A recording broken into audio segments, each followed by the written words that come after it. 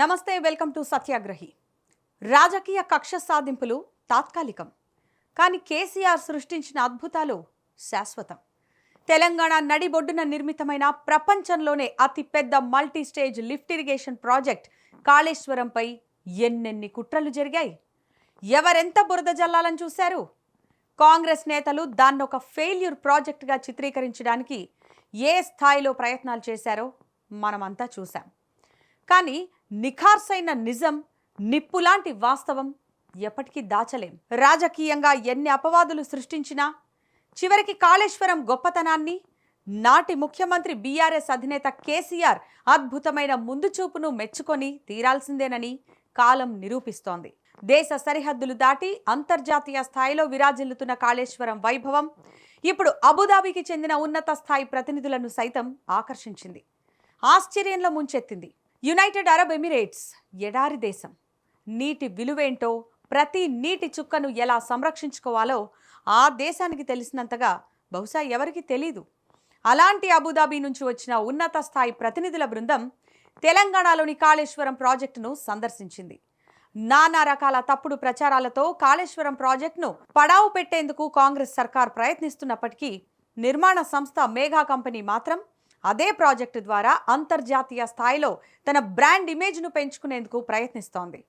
Abu Dhabi ప్రతినిధులను ప్రత్యేక హెలికాప్టర్లో తీసుకొచ్చి ప్రాజెక్టు విశిష్టతలను మేఘా కంపెనీ వారికి వివరించింది. ఎడారిని నందనవనంగా మార్చడానికి నిరంతరం తప్పించే ఆ అరబ్ ప్రతినిధులు గోదావరి జలాలను ఒడిసిపట్టి తెలంగాణ బీడు భూములను సస్యశ్యామలం చేస్తున్న ఈ ఇంజనీరింగ్ అద్భుతాన్ని చూసి సలామనకుండా ఉండలేకపోయారు.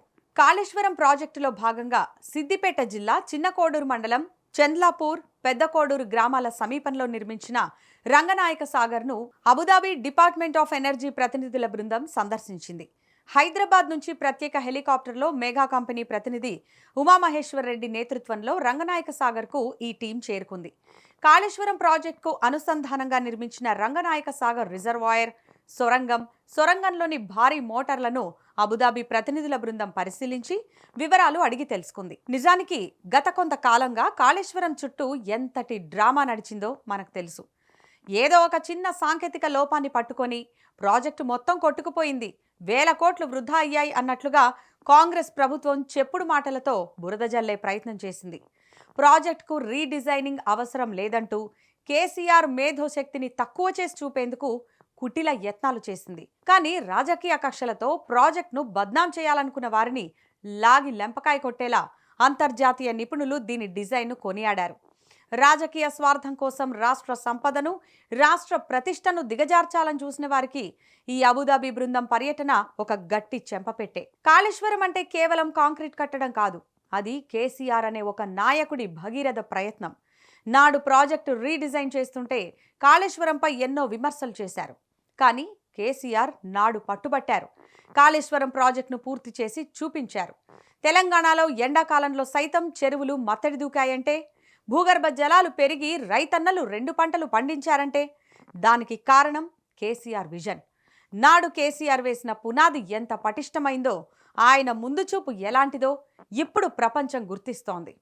కుట్రలు చేసిన వారు ఈ అభివృద్ధిని చూసి లోపల ఏడుస్తున్నా బయటకు మాత్రం ఒప్పుకోక తప్పని పరిస్థితి ఏర్పడింది. కాళేశ్వరం అంతర్జాతీయ ఖ్యాతి సాధించడం ఇదే మొదటిసారి కాదు. ఇప్పటికే ప్రపంచంలోనే అత్యుత్తమ సివిల్ ఇంజనీరింగ్ సంస్థ అయిన American society of civil engineers ఈ ప్రాజెక్టును ఒక వండర్గా ప్రకటించింది. డిస్కవరీ ఛానల్ ప్రపంచవ్యాప్తంగా ఉన్న కోట్లాది మంది ప్రేక్షకులకు కాళేశ్వరం పవర్ను చూపించింది. ఇప్పుడు గల్ఫ్ దేశాల ప్రతినిధులు సైతం ఈ ప్రాజెక్టు వైపు చూస్తున్నారు. ఇది ప్రతి తెలంగాణ బిడ్డ గర్వించదగ్గ విషయం. చివరిగా చెప్పేది ఒక్కటే, అధికారాలు మారచ్చు, ప్రభుత్వాలు మారచ్చు, కానీ ఒక నాయకుడు ప్రజల గుండెల్లో నిలిచిపోయేలా చేసిన అద్భుత కట్టడాలు ఎప్పటికీ చెరిగిపోవు. కాళేశ్వరంపై ఎవరెన్ని కుట్రలు చేసినా చివరికి గెలిచింది కేసీఆర్ విజన్, నిలిచింది తెలంగాణ ఖ్యాతి. That is KCR. ఇక మీ అభిప్రాయం ఏంటి?